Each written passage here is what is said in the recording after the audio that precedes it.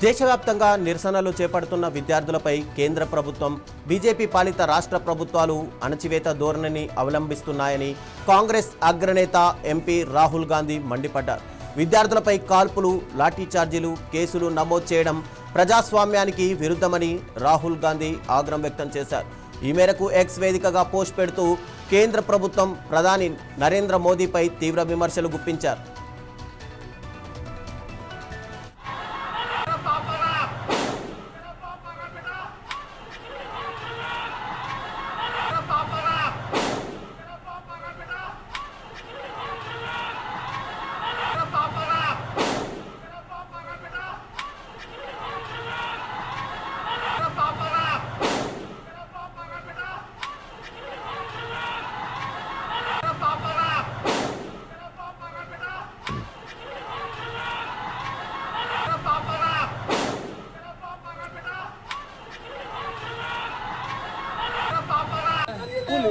कहाँ पे लगा है?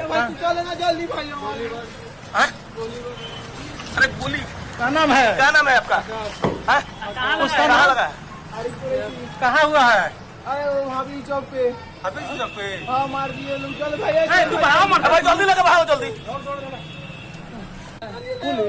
कहाँ पे लगा है? चलो ना जल्दी भाई। अरे गोली क्या नाम है? क्या नाम है आपका? कहाँ लगा है? कहाँ हुआ है?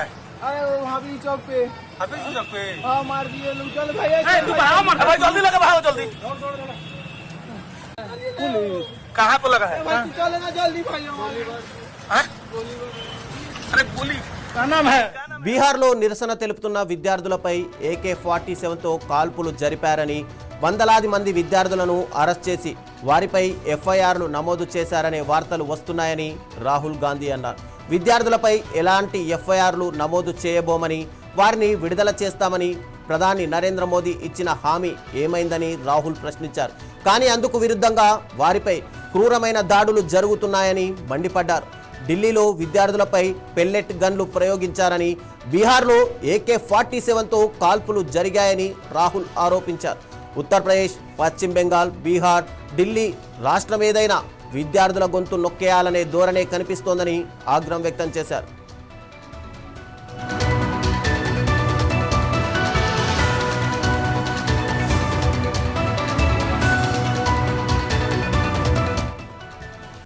కేంద్ర ప్రభుత్వం నిజాయితీగా లేనిదని తాను గతంలోనే చెప్పానని, నిజమైన సంస్కరణలు తీసుకురావడం ఈ ప్రభుత్వానికి సాధ్యం కాదని రాహుల్ విమర్శించారు.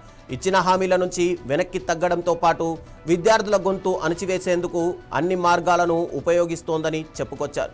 దేశంలోని విద్యార్థులందరికీ ప్రధాని మోదీ బహిరంగంగా క్షమాపణ చెప్పాలన్నారు. విద్యార్థులపై కేసులు పెట్టడం కాకుండా వారిపై దాడులకు పాల్పడిన వారిని కఠినంగా శిక్షించాలని ఈ సందర్భంగా రాహుల్ గాంధీ డిమాండ్ చేశారు. కాగా జూలై 25న బీహార్ బంద్ సందర్భంగా సివాన్ జిల్లాలో పోలీసులు AK-47తో కాల్పులు జరిపినట్టు ఆరోపణలు ఉన్నాయి. ఈ నేపథ్యంలో ఓ పోలీస్ అధికారిని ఉన్నతాధికారులు సస్పెండ్ చేశారు.